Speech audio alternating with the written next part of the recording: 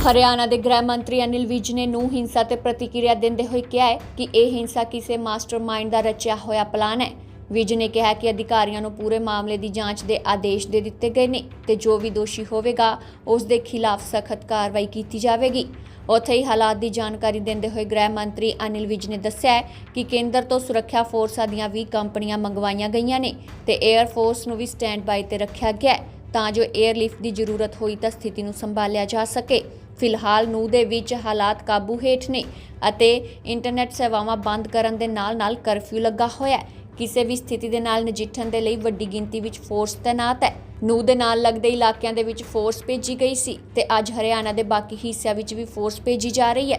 इस दे नाल ही अनिल विज ने राजनीतिक पार्टियां नूं भी सलाह देंदे होए कहा है कि इस समय राजनीति ना की जावे।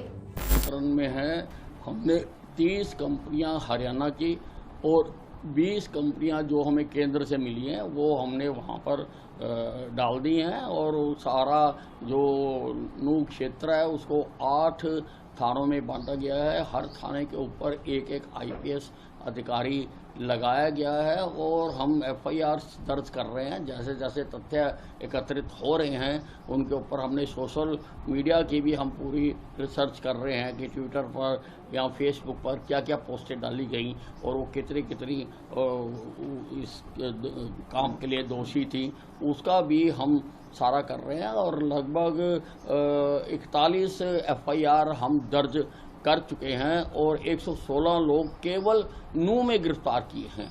कुछ लोग रेवाड़ी में, गुड़गांव में और जगहों पर भी गिरफ्तारियां की गई हैं।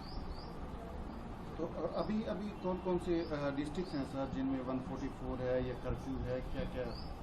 नहीं, कर्फ्यू तो केवल नूह में है लेकिन बाकी जगह भी हमने 144 लगाई है और वहाँ के डिप्टी कमिश्नर्स को अधिकृत किया है कि स्थिति को देखते हुए अगर वो उसको कन्वर्ट कर्फ्यू में करना चाहें तो कर ले। हमने उनको ऑथोराइज किया है। सर इसके पीछे मास्टरमाइंड क्या लग रहा है आपको, कौन होगा? देखिए, ये सारी जब जांच हो जाएगी उसके बाद पता लगेगा।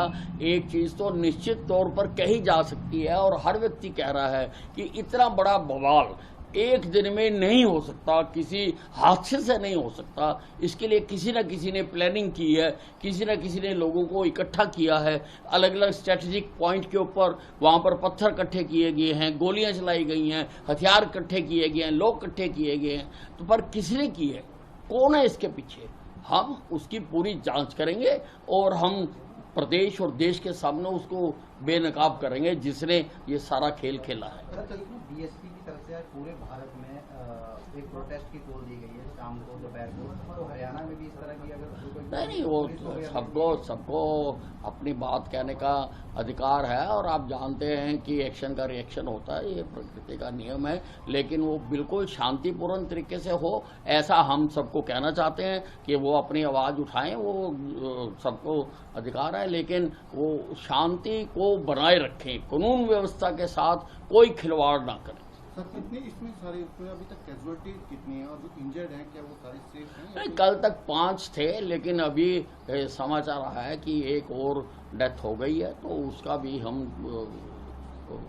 जो उसकी जानकारी है एकत्रित कर रहे हैं। कहीं ना कहीं मोनू मानेसर है उसको लेकर वीडियो वायरल हुआ तो मुस्लिम पक्ष से आरोप लगाया जा रहा है कि मोनू मानेसर की वजह से जो है ये दंगे भड़के हैं। मतलब ये कितनी चीज देखिए, उसको भी हम देख रहे हैं और मैंने भी मोनू मानेसर की वीडियो देखी है। वो कहीं पर भी दंगा करने के लिए नहीं कह रहा है, वो लोगों को यात्रा में पहुंचने के लिए कह रहा है, तो उसको भी हम स्टडी कर रहे हैं। सर प्रशासन की तरफ से वहाँ जैसे इनपुट्स थे पहले की इस तरीके की लॉ एंड ऑर्डर सिचुएशन हो सकती नहीं, अब इनपुट्स किस लेवल के थे, कहाँ तक थे और किस लेवल की घटना हो गई, ये तो सारा जांच के बाद पता चलेगा।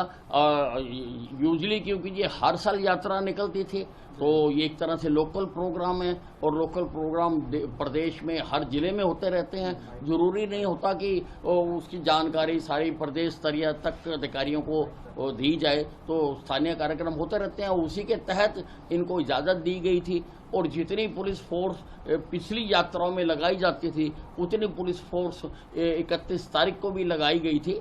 लेकिन अब उसके पीछे किसी ने इसको बहुत बड़ा कर दिया, तो बड़ा करने के लिए अब हम स्थिति को संभाल रहे हैं। सर लोगों को किस तरह से अपील करना चाहेंगे जिस तरह से सोशल मीडिया पे अफवाहें फैल रही हैं? नहीं, मैं सबको कहना चाहता हूँ कि ये देश हमारा है और हमने इसको विश्व में सबसे ऊपर लेके जाना है और तरक्की उसी प्रदेश में होती है जिसमें शांति रहे।